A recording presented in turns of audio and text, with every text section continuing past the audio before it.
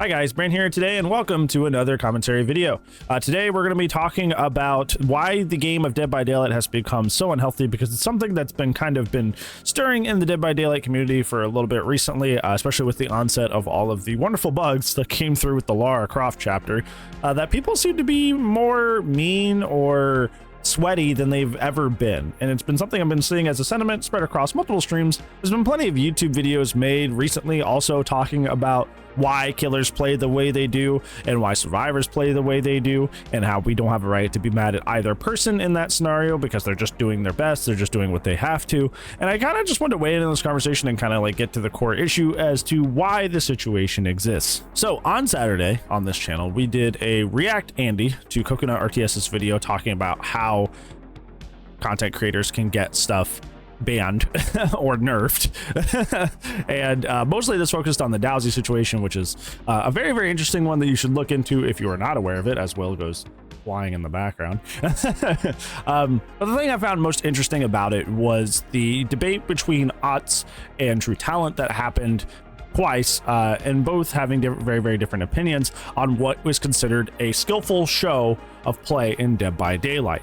And True said hooks were a more skillful show of play for the killer side, whereas ATTRIBUTION said that kills were a more skillful show of play on the killer side. However, after the debate happened the second time and skill-based matchmaking had come through, ATTRIBUTION had changed his tune and realized the dangers of having kills as the only objective. And that's what I want to get into today, because I feel like the reason that players have to play so hard in 2024 is because we are still feeling the echoes of the new set goals from the skill-based matchmaking. Dead by Daylight is a game that was famously known for having no real win condition, like you got out or you sacrificed the survivor. But some people have different ideas of what counted as a win. Even if you know, to this day, even if you get away through hatch and all three other members of your team are dead, some people consider that a victory. Some people are like, heck yeah, and they're super happy with that and they walk away with that. Some killers, if they're running a build for a very specific purpose, like getting dragon script value, and they get dragon script value and it makes them laugh, they consider that a victory. It's a game that does not have a win-loss screen, it just has points. So there's really no way to really be like, you played the game wrong or you played the game right, because there was no way to, the game itself and ergo behavior themselves weren't directly telling you who won and who lost. It was just a results screen. Through the skill-based matchmaking that came out in 2021 September, I believe, they stepped in and they clearly defined win and loss scenarios. Even if you were not someone who was actively caring about these things, now the skill-based matchmaking, at least in the background, was tracking a very, very hard stat that did count a win or loss. Obviously, if you're unaware of this, how skill-based matchmaking works, kills equals you get more MMR, and escapes as survivor count for more MMR. There's a lot of nuance to that, like hatch being a draw and stuff like that, but generally the goal is escape at all costs and sacrifice the survivors at all costs. And I think that by defining this win and loss state very, very clearly, that's where a lot of gameplay started shifting into an unhealthy direction, because we're just kind of like task-oriented human beings. That's what we do. we like to succeed, and we like doing the thing we are told to do and getting rewarded for it. So if you set the new task, if you set a new objective, we are going to chase that objective. So now, instead of something like Old Barbecue and Chili, which if you do not know Old Barbecue and Chili, when you would hook the survivors, all 4 survivors at least once, you got a big blood point bonus.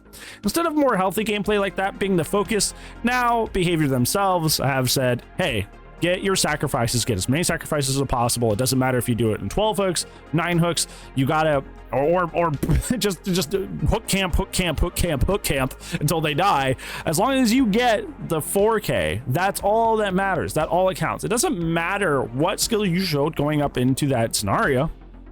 That's what counts now.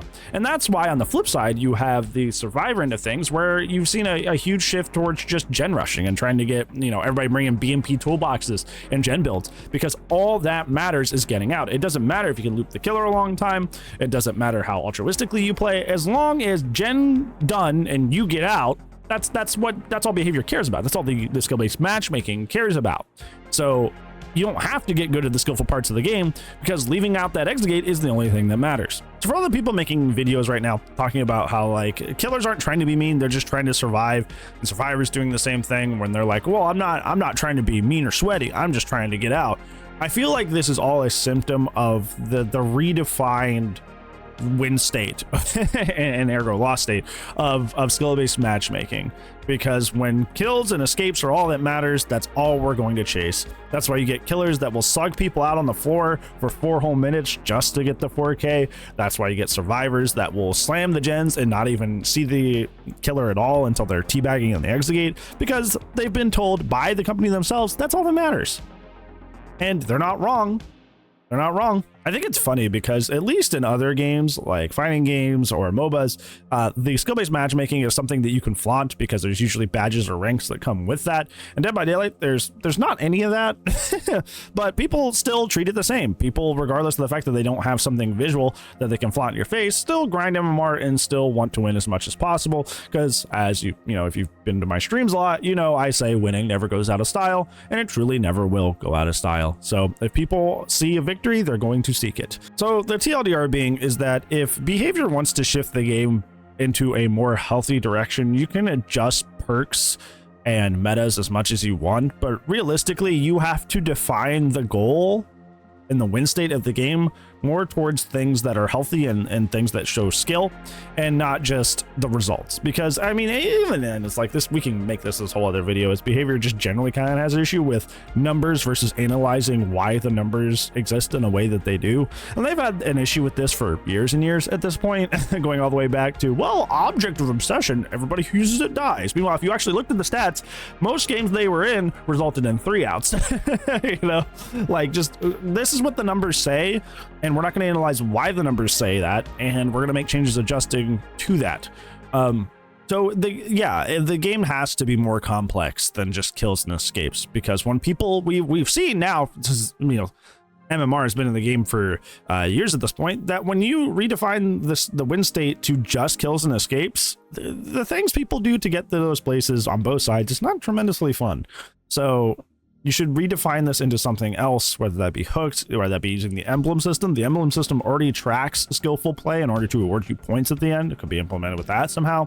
There's plenty of alternative routes you could go with this, but I think we've seen now that, at least currently, with the only objective being get kills and get escapes, that people will do some pretty unfun things to get to those spaces. And I think it's generally something that's driven a lot of people away from the game.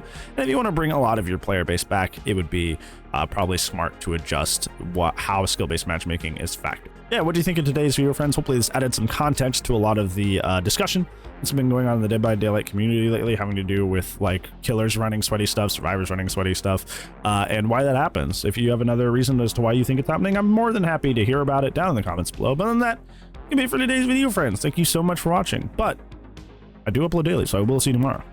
And if I don't see you tomorrow, I'll see you when I see you. Goodbye.